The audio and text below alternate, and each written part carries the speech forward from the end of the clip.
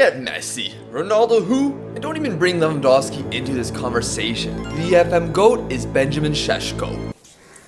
Well, according to everyone, besides like 2 guys. Nevertheless, he had a great start with us last season, and more of the same continued. Not only did Benjamin finish with an 8.0 rating in the league with 26 goals from 23 appearances, but he also won the world's under-21 player of the year. He was pretty good. But is that enough to finally win the Primeira Liga and end Benfica's years of dominance? Maybe more importantly, can we avenge our Champions League final defeat from the previous campaign? That one had a few more steps since Portugal's coefficient went down prior to our outstanding run in Europe. So finishing second last year meant the second best club in Europe had to start in the 3rd round qualifying. Do you know who I am? I have absolutely no idea. Genk were defeated over 2 legs, which led to the playoff round versus Rangers. A simple match since their domestic competition wasn't loaded and we barely qualified. Getting to this point led to a lot of changes. Conte's Porto was inherited by Chrooninho, so with the likes of Yusuf Demir, João Mario, Frabotta, Taremi, Grujic, and Sagnali leaving for a combined 100 million plus, imagine the shape this team would take. Raul Asensio to replace Taremi, Kim and Jay to become the center of our back 3, Borna Sosa to rotate at left wing back, a couple depth options such as Jakic and Samir. However, in order to win this Champions League, we needed to go big. Completing the trident of incredible center backs, Gabriel Magalhaes arrived for 44 million. Finally, in the midfield, Maxence Caqueret arrived from Lyon. With this lineup, the side seemed to be improved, and everything felt justified with a win in the Liga Portugal Opener versus Benfica. As the transfer window was closing, victories against Estoril and Tondela occurred, but we had one problem: a Brazilian named Doria. He wanted a new contract, but despite him helping us to the Champions League final, I saw him more as a squad player. That wasn't enough for him, so he caused an incredible storm, bringing in team leaders who were pissed about him complaining, so they complained to me, and Chrooninho knows about his hero Jose losing his dressing room, so selling Doria to Villarreal was the only option. With him desperately seeking to leave, him and his dumb agent decided, let's wait until after transfer deadline day to sign that contract. You stupid or what? He wasn't registered for the Champions League, but I guess I could use him in the Portuguese competitions, which we did in a 3-0 victory over Chaves. Let's start with Barcelona. Their side in 2024 looked a little past it, but we somehow let Ferran Torres win a header at the far post, losing at the Camp Nou 1-0. Following that tough match against the runners-up of La Liga, the winners of Serie A barged into our stadium and scored first because once again, the opposition's right winger wasn't marked. We then went and missed a chance from a corner ourselves, while Milan scored theirs. Tomori unmarked 29 minutes in. Thankfully, off the kickoff, Conceição added one back, but to add another wrench into this, a passionate halftime speech subsequently led to an AC Milan penalty as Wan-Bissaka decided to use his 20 tackling to great use. Teo Hernandez gets stopped, thank you Lafont. At least we have somebody that can play football. Corner kick, oh my gosh, we're so lucky. We are so lucky. Not an ideal result at home, but based on what happened, I'll take it. Back-to-back matches with Galatasaray were upon us, and 6 points were expected. In the reverse fixture, they scored first in the 61st minute. Šeško would then immediately respond, and then with less than 15 to go, Pull it, take it quickly, Origi! Unbelievable! 4 matches through with everything up for grabs, but it was going to be a difficult task playing Milan at the San Siro. This is looking a little promising, this attack. Wan-Bissaka to Sergei Conceição. Let's go! The Portuguese Messi. I've always believed in you, Morata. Let's go! Oh, there we... Šeško! Yes! What the hell happened to them? A draw at the Estadio de Dragão versus Barcelona would be enough to go through. But with Morata scoring early, we're top of Group H. I mean, it is fun. Mickey Minjay! What are you doing? Second place it is. For the round of 16, it would be Real Madrid. In the league campaign, it was all relatively calm. There were a couple draws, including Firenze. They were winning 3-2 thanks to 3 goals in 15 minutes. Thankfully, Fabio Vieira came off the bench and got a 91st minute equalizer. After 17 matches, the club were first place by 4 points, undefeated with 3 draws. Not even the supposed tough matches of Braga and Sporting were causing any troubles, but the Taça de Portugal... Oh boy, my favorite seat! Excuse me, do you mind?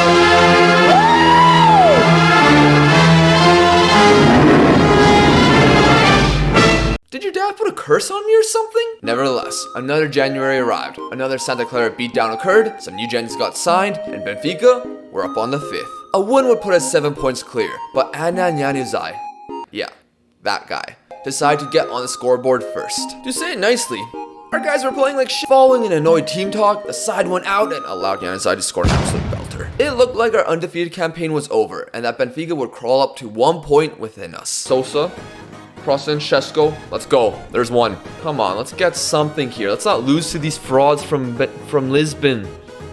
No. Oh wait, last minute highlight. I mean, we're still gonna lose the prediction, but we can still get a draw from this game.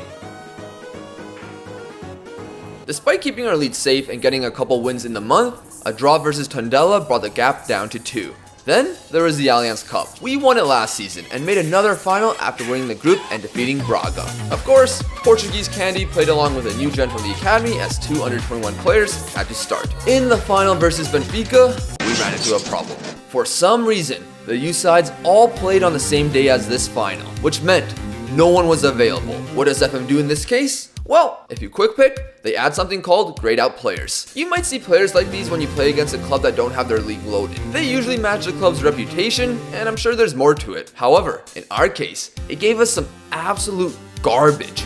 I don't mind calling them that because they're not real. Benfica, on the other hand, had players like João Tome available, and the other option, Diogo Spencer, wasn't the worst. Although, they subbed him off at halftime, while we did the same with one of our grayed out players. Why not both? Because this useless player was doing better than Kakure. Moving on, nothing was happening in the match, but the final 10 minutes provided scenes of pandemonium. Oh no. Oh, that's not good. Their under 21 player got the assist. Crap. Crap indeed. Hey, come on. That's an incredible ball. Holy, are you Joe, what are you doing? Is that even Joe? Despite getting a goal back, they'd get a third and lift the trophy, which I could care less to see. Last season's Champions League was a run of a lifetime, so let's do it again. Real Madrid wasn't the easiest of opponents, and some stuff went our way in the previous encounter.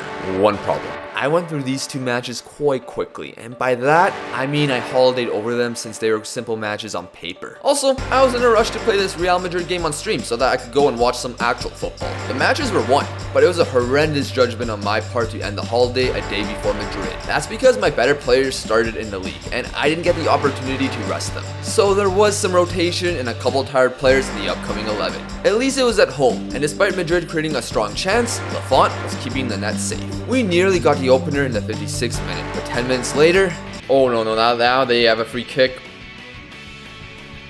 As if this guy sucks. Thankfully, we equalized soon after. Unfortunately, Madrid would find Valverde in behind, and despite having tight marking on him, I guess the guy marking him didn't have a high number in that attribute, allowing Valverde to get free and giving Madrid back the lead. It would only get worse from there, as being desperate to not lose this game caused me to get smacked in the face by not just Lewandowski in the 91st minute, but bloody Valverde again, giving Madrid a 4-1 advantage and being embarrassed tactically. I can't speak much about the second leg because despite hyping myself up, they scored first and only 1 goal came in response, eliminating last year's finalists in the round of 16. To end this on a positive note, the Primeira Liga campaign was going swimmingly, a draw here or there, but wins for the most part. Sporting, Pax de Ferreira and Santa Clara were swept through in April, and on matchday 30, we could clinch the title thanks to Benfica getting surprising losses in February and another versus Braga. Our game had us face off with the saddest club in Belenenses. Thanks to a Shesko brace and an Alori own goal, Porto were crowned champions. Everyone was pleased with this achievement, and I had to give a big thanks to Shesko. Wait, who's interested in you? Oh crap! I'll worry about that another time. With wins against Nacional and a different sad team, we played Portimonense on the final day. The importance of this occasion was clinching an undefeated season, which has been done by Porto twice in the 2010s. We were playing our affiliate club, and even though they had a great campaign, I wasn't worried. Although, a couple youngsters started, and the visitors scored first. After 2 Morata offside goals, subs like Shesko came on at halftime, which brought the game back 2-1 with a whole half remaining. Oh. Piss off, FM. Last game of the season? Really? Brilliant.